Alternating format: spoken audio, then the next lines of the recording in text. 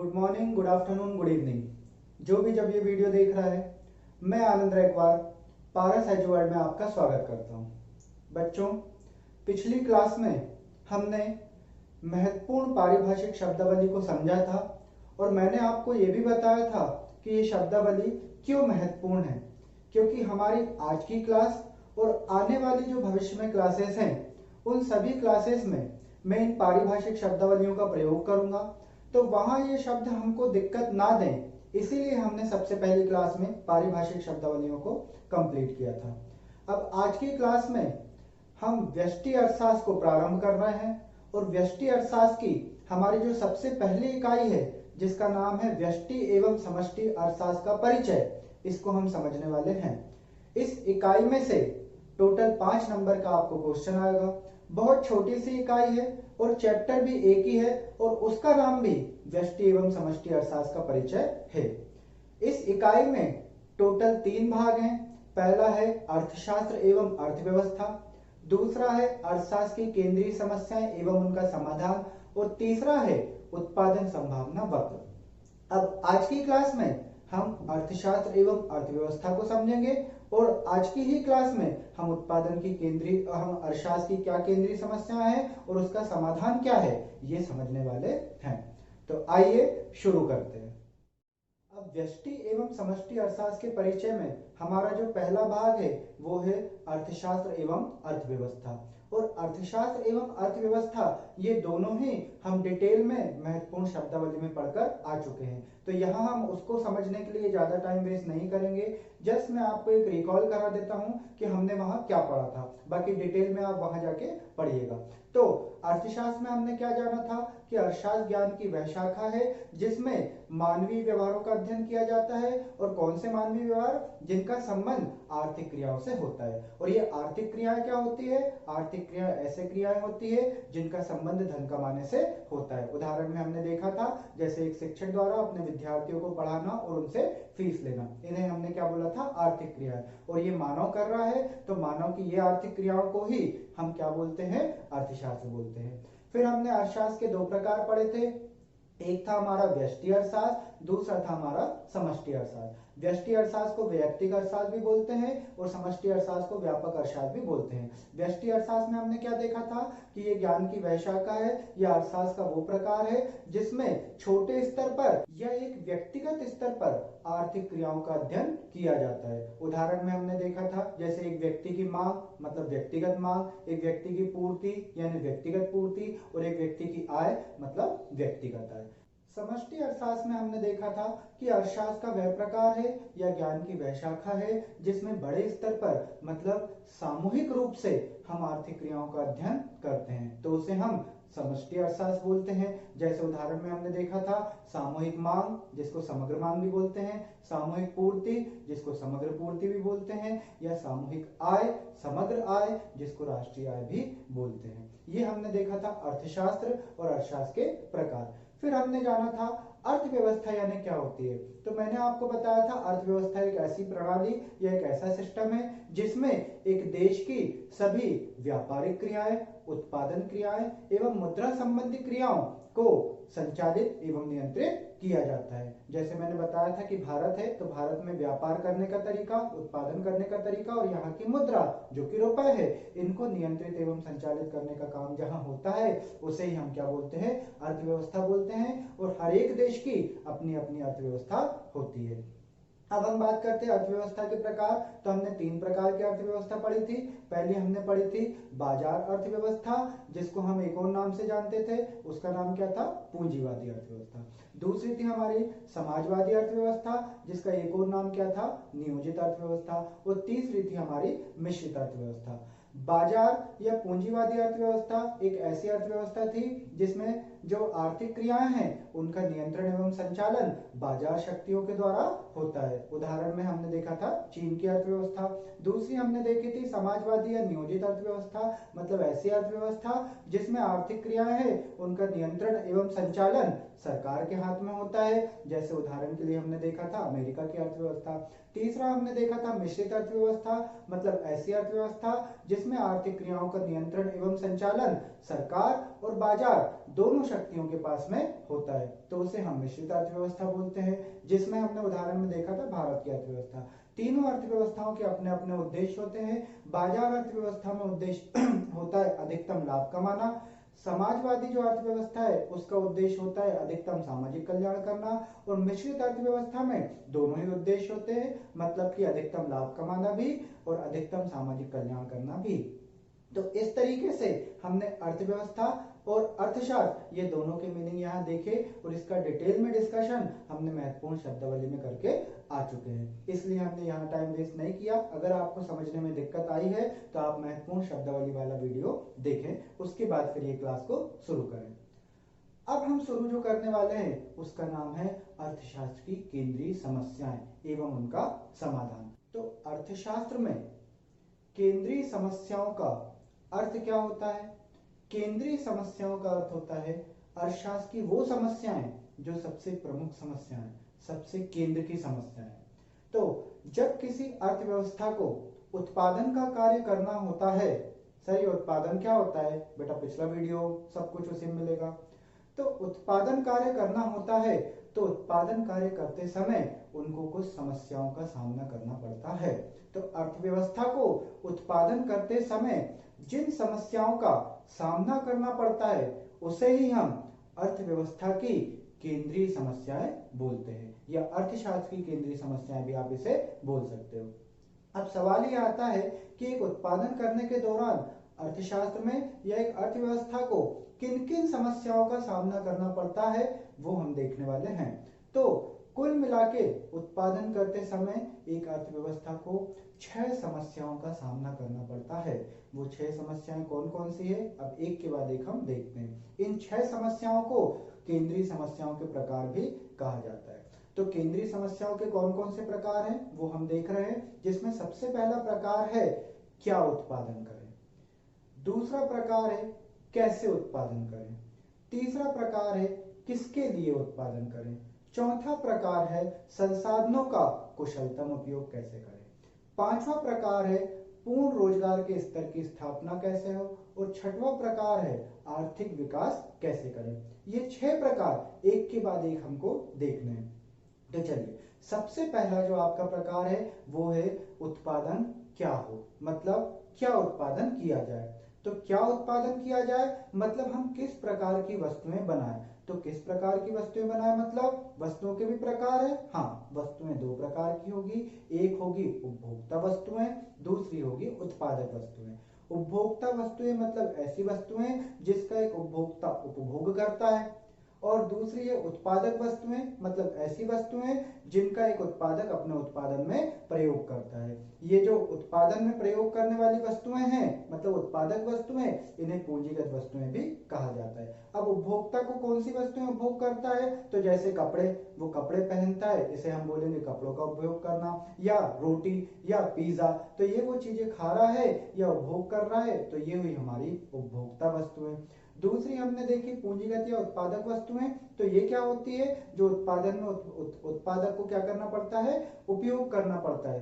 तो क्या चीजों का उपयोग करेगा, जैसे अगर हम कपड़े पहन रहे हैं, जो उपभोक्ता कपड़े पहन रहा है तो उसको बनाने की मशीन भी तो चाहिए, तो ये कपड़ा उत्पादन की जो मशीन है वो हमारी हो जाती है उत्पादक वस्तुएं। ठीक, तो जो कपड़े बन रहे हैं वो उपभोक्ता वस्तु हुई, और कपड़े बनाने की जो मशीन है वो उत्पादक वस्तु हुई। तो हमारी पहली समस्या ये है कि हम क्या उत्पादन करें, हम कपड़ों का उत्पादन करें या कपड़ा बनाने की मशीनें बनाएं, क्योंकि मशीन नहीं होगी तो कपड़े कैसे बनेंगे भाई, ठीक है ना। तो दोनों चीजों की जरूरत हो सकती है। तो सर क्या करें, क्या बनाएं, तो बेटा क्या बनाएं वो हम बाद में देखेंगे, अभी तो हम समस्याएं पढ़ रहे हैं, क्या बनाएं, यही तो हमारी समस्या है ना। तो हम कौन सी बनाएं, ये हमारी पहली समस्या है। दूसरी हमारी समस्या आती है कैसे बनाएं, कैसे उत्पादन करें, यानी उत्पादन करने का ढंग क्या हो, उत्पादन करने की तकनीक क्या हो।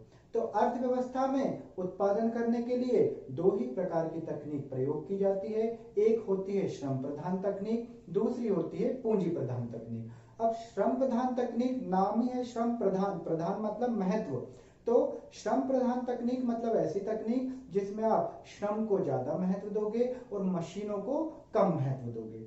और पूंजी प्रधान मतलब ऐसी तकनीक जिसमें आप मशीनों को ज्यादा महत्व दोगे और श्रमिकों को कम महत्व दोगे। तो ऐसी तकनीक जिसमें हम श्रमिकों की संख्या ज्यादा रखते हैं और मशीनों की संख्या कम रखते हैं, ऐसी तकनीक को हम श्रम प्रधान तकनीक कहते हैं। और पूंजी प्रधान तकनीक मतलब ऐसी तकनीक जिसमें मशीनों की संख्या हम ज्यादा रखते हैं और श्रमिकों की संख्या कम रखते हैं, तो ऐसी तकनीक को हम क्या बोलते हैं? पूंजी प्रधान तकनीक। तो हमारी जो दूसरी समस्या है वो ये है कि हम कौन सी वाली तकनीक का प्रयोग करें भाई, हम श्रमिकों को ज्यादा रखें मशीन को कम, या हम मशीन को ज्यादा रखें श्रमिकों को कम। तो कौन सी तकनीक हम उपयोग करें, ये हमारी दूसरी समस्या आती है। अब तीसरी समस्या जो है वो ये है कि हम उत्पादन किसके लिए करें। किसके लिए करें मतलब हमारी जो अर्थव्यवस्था है उसमें दो प्रकार के लोग होते हैं, एक अमीर लोग, दूसरा गरीब लोग। तो जो अमीर लोग हैं उनको हम बोलते हैं अधिक आय वाले वर्ग वाले लोग, और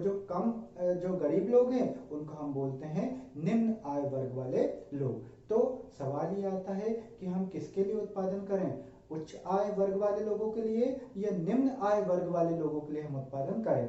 ठीक, तो जैसे उच्च आय वर्ग वालों के लिए हमने क्या एग्जांपल देखा, मान लो आईफोन एप्पल कंपनी का फोन हम ये बनाए, या हम नोकिया का बटन वाला फोन बनाए। ठीक, तो अमीरों के लिए एप्पल का फोन है और गरीबों के लिए काय का फोन, नोकिया का फोन। तो सवाल यही है तीसरा कि हम क्या वस्तुएं बनाए, हम किन के लिए बनाए, मतलब हम अमीरों के लिए एप्पल कंपनी के फोन बनाए या हम गरीबों के लिए कीपैड वाले फोन बनाए। अब ये मत कहना सर दोनों ही बना लो, बेटा अभी मेरे को हल तो जानने नहीं है, अभी मैं केवल समस्याएं पढ़ रहा हूँ। ठीक है, तो हमारी 3 समस्याएं, ये महत्वपूर्ण समस्याएं एकदम, इनको एग्जाम में जरूर लिखना है। बाकी समस्याएं भले आप छोड़ दो, पर ये जो 3 समस्याएं हैं ये आपको जरूर लिखना। पहली कौन सी, क्या उत्पादन करें, मतलब हम उपभोक्ता वाली वस्तुएं बनाए या पूंजीगत उत्पादक वाली वस्तुएं बनाए। दूसरा, कैसे उत्पादन करें, मतलब हम श्रम प्रधान तकनीक का उपयोग करें या पूंजी प्रधान तकनीक का उपयोग करें। तीसरा, हम किसके लिए उत्पादन करें, मतलब हम उच्च आय वर्ग वाले लोगों के लिए वस्तुएं बनाएं या निम्न आय वर्ग वाले लोगों के लिए वस्तु बनाएं।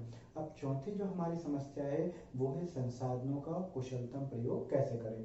तो संसाधनों का कुशलतम प्रयोग कैसे करें, मतलब हमारे जो संसाधन है उसका हम किस तरीके से उपयोग करें कि वो बिल्कुल भी वेस्ट ना जाए, बिल्कुल वेस्ट ना जाए, इसी को तो हम क्या बोलते हैं, कुशलतम प्रयोग बोलते हैं। जैसे मान लो मैं मजदूर हूं और आज के दिन मैंने कोई काम नहीं किया, तो आज के दिन मैंने कोई काम नहीं किया तो मेरा तो टाइम वेस्ट हो गया, मेरी मेहनत भी किसी काम की नहीं रह जाएगी क्योंकि मैं कोई मेहनत कर ही नहीं पाया आज के दिन। तो मेरा जो श्रम है, मैं जो श्रम हूं, तो मेरी श्रम की जो सेवा है वो आज के दिन की सेवा तो क्या हो गई, वेस्ट हो गई। मैं किसी को श्रम नहीं दे पाया और बदले में पैसा नहीं कमा पाया, तो इसको क्या बोलेंगे आप, अकुशलतम प्रयोग। तो अर्थव्यवस्था की यही तो एक समस्या है कि उसके जितने भी मजदूर हैं या जितने भी उसके संसाधन हैं उसको हम किस तरीके से कुशलतम प्रयोग करें। कि जैसे मान लो पैसा है मतलब पूंजी, वो पूंजी पड़ी है ना, वो व्यापार में लग रही है ना किसी को उधार दे रहे हैं, तो ऐसी पूंजी तो किसी काम की नहीं हुई ना। तो क्या हमारी अर्थव्यवस्था ने पूंजी का कुशलतम उपयोग कर पाए, हम कहेंगे नहीं। तो चौथी अर्थव्यवस्था की समस्या, केंद्रीय समस्या क्या है, वो ये कि आपके पास जो भी उत्पत्ति के संसाधन हैं उन संसाधनों का आप कुशलतम उपयोग कैसे करें, मतलब उनकी जो सेवा है वो व्यर्थ नहीं जाए, वो वेस्ट ना हो। 5वें नंबर की जो हमारी समस्या है वो ये है पूर्ण रोजगार स्तर की स्थापना कैसे हो। अब पूर्ण रोजगार स्तर का मतलब क्या होता है, तो रोजगार मतलब क्या, लोगों को काम मिलना, पूर्ण मतलब पूरी तरीके से काम मिलना, और स्तर मतलब वो परिस्थिति आना। तो अर्थव्यवस्था की एक समस्या ये है कि किस तरह देश में सभी लोगों को, पूर्ण लोगों को रोजगार मिल जाए और कोई भी देश में बेरोजगार ना रहे। तो समस्या क्या है, समस्या ये है कि किस तरह हम एक देश के, हम हमारी अर्थव्यवस्था के सभी लोगों को रोजगार प्रदान कर सके। ये हमारी हुई 5वीं समस्या, जिसे हमने बोला पूर्ण रोजगार स्तर को प्राप्त करने की समस्या। 6वें नंबर की और हमारी आखिरी समस्या है वो है आर्थिक विकास कैसे करें। अब आर्थिक विकास का मतलब क्या होता है, तो आर्थिक विकास का मतलब होता है कि आपकी अर्थव्यवस्था में जितने भी लोग रह रहे हैं उन लोगों का जीवन स्तर ऊंचा उठाना। जीवन स्तर को ऊंचे उठाने को ही हमने क्या बोला है, आर्थिक विकास बोला है। तो सवाल ये आता है कि इनका जीवन स्तर कैसे ऊंचा उठाएं, ये हमारी केंद्रीय समस्या है 6वीं। साथ ही साथ इसमें हमको न केवल जीवन स्तर ऊंचा उठाना है बल्कि उनका तेजी से विकास भी करना है, यानी उनकी प्रगति भी करना है। तो आर्थिक जो विकास है वो किस तरह से हम तेज कर सकें, जीवन स्तर जो हम बढ़ा रहे हैं उनमें स्पीड कैसे लाएं, ये अर्थव्यवस्था की हमारी छठवीं समस्या है। तो कुल मिला के हमारी 6 समस्याएं हो गई। और केंद्रीय समस्याएं 6 कौन कौन सी हो गई? सबसे पहले हुई क्या उत्पादन करें, पूंजीगत उत्पादक उपभोक्ता वस्तुएं या पूंजीगत वस्तुएं।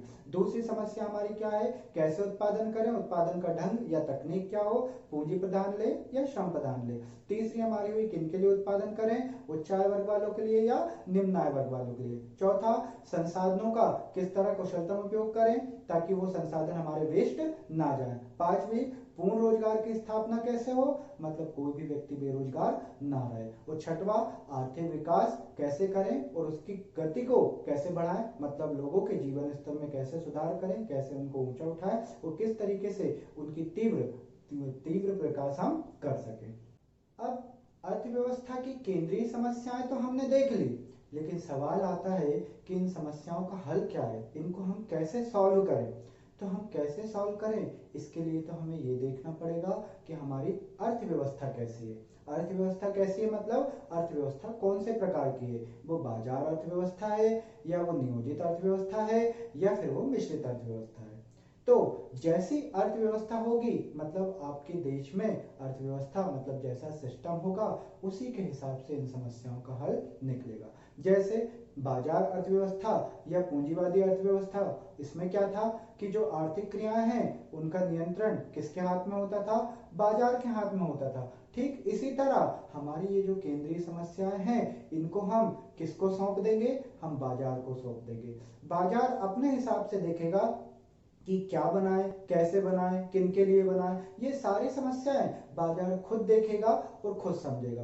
तो बाजार अर्थव्यवस्था में केंद्रीय समस्याओं का क्या हल है, बाजार समस्याओं में केंद्रीय समस्याएं जो हैं वो बाजार की मांग एवं पूर्ति द्वारा निर्धारित होती है। मतलब इसको हम कैसे सॉल्व करेंगे, हम इसको बाजार पे छोड़ देंगे। बाजार में जैसी डिमांड होगी, जैसी बाजार में सप्लाई होगी, उस हिसाब से ये अपने जो केंद्रीय समस्या है उनको हल कर लेगा। जैसे उदाहरण के लिए बताऊं कि अगर मैं बाजार में हूं और मैं एक उत्पादक हूं तो मैं क्या बनाऊं, मैं क्या वस्तुएं बनाऊंगा, मैं तो ऐसी वस्तुएं बनाऊंगा ना जिसमें मुझे सबसे ज्यादा फायदा हो। तो बस हल आ गया क्या, कि मेरे हिसाब से मैं उन वस्तुओं को बनाऊंगा जो सबसे ज्यादा मुझे फायदा दे। जैसे मान लो अगर मुझे कपड़े बनाने में फायदा है तो मैं कपड़े बना के बेचूंगा, अगर मुझे सिलाई मशीन बनाने में फायदा है तो मैं सिलाई मशीन बना के बेचूंगा। ठीक है, तो ये हुई बाजार में केंद्रीय समस्याओं का हल। दूसरा आता है समाजवादी अर्थव्यवस्था में केंद्रीय समस्याओं का हल क्या होगा। तो समाजवादी अर्थव्यवस्था की बात करें तो इसमें कंट्रोल किसके हाथ में था आर्थिक क्रियाओं का, इसमें सरकार के हाथ में था। तो सरकार का उद्देश्य क्या होता है, सरकार का उद्देश्य होता है अधिकतम सामाजिक कल्याण करना। तो सरकार ये जो केंद्रीय समस्या है कि क्या बनाए कैसे बनाए, उसको सरकार एक प्रॉपर योजना बनाकर हल करेगी। क्योंकि सरकार कोई भी काम करती है तो ऐसे हवा में तो करती नहीं है, वो तो एक प्रॉपर योजना बनाती है और उसके बाद वो काम करती है। तभी तो हमने 11वीं में पढ़ा भी था ना एक चैप्टर आर्थिक नियोजन। सर कब पढ़ा था, 11वीं की बात कर रहे हैं, भूल गए। वैसे भी हम तो जनरल प्रमोशन में पास हुए, कहाँ आप 11वीं का लगे, पास हो गए यही बहुत बड़ी बात है। हाँ भैया ठीक है, मुझे तो समझाना है ना बेटा, जो पढ़े हैं एटलीस्ट उनको तो मैं बताऊं। ठीक, तो हमने देखा कि जो सरकार है वो आर्थिक नियोजन के जरिए मतलब योजना बनाकर क्या करती है, अपनी जो प्लान है उनको आगे बढ़ाती है। तो ठीक इसी तरह ये जो आपकी समाजवादी अर्थव्यवस्था है, इस समाजवादी अर्थव्यवस्था में भी सरकार जो केंद्रीय समस्याएं हैं उनका हल आर्थिक नियोजन के जरिए करेगी। मतलब प्रॉपर योजना बनाएगी और योजना के हिसाब से वो देखेगी कि उसे क्या बनाना चाहिए, कैसे बनाना चाहिए, किन के लिए बनाना चाहिए। फिर तीसरी होती है मिश्रित अर्थव्यवस्था। मिश्रित अर्थव्यवस्था की बात करें तो इसमें बाजार और समाजवादी दोनों को ले लो। मतलब इसमें क्या करेंगे, जो केंद्रीय समस्या है उसका कुछ हिस्सा तो हम किसके भरोसे छोड़ देंगे, बाजार के भरोसे छोड़ देंगे, और कुछ हिस्सा किसके भरोसे रहेगा, सरकार के भरोसे रहेगा। मतलब इसमें केंद्रीय समस्याओं का जो हल है वो बाजार शक्तियों के द्वारा मतलब मांग एवं पूर्ति शक्तियों के द्वारा होगा, जिसे हम कीमत निर्धारण भी बोलते हैं, और दूसरा ये आर्थिक नियोजन के द्वारा भी होगा। तो इस तरीके से केंद्रीय समस्याओं का हल अर्थव्यवस्था के प्रकार पर निर्भर करता है। जैसी अर्थव्यवस्था होगी वैसी आपकी केंद्रीय समस्याओं का हल होगा। अगर बाजार अर्थव्यवस्था है तो मांग एवं पूर्ति शक्तियों द्वारा केंद्रीय समस्याओं का हल होगा। अगर आपकी समाजवादी अर्थव्यवस्था है तो आर्थिक नियोजन द्वारा केंद्रीय समस्याओं का हल होगा। और अगर मिश्रित अर्थव्यवस्था है तो बाजार शक्तियों एवं जो आपकी केंद्रीय आर्थिक नियोजन है उनके द्वारा केंद्रीय समस्याओं का समाधान होगा। तो इस तरीके से हमने देखा कि अर्थव्यवस्था की क्या केंद्रीय समस्या होती है और उसका क्या समाधान होता है। तो बच्चों आज की क्लास में हमने अर्थशास्त्र का अर्थ, उसके प्रकार, अर्थव्यवस्था का अर्थ, उसके प्रकार, केंद्रीय समस्याएं क्या क्या होती है, वो कितने प्रकार की होती हैं और उनका हल किस तरह से किया जाता है, ये हमने समझा। अब कल की क्लास में हम बहुत इंपॉर्टेंट टॉपिक उत्पादन संभावना वक्र को समझेंगे। तब तक के लिए bye bye to all of you. Thank you so much.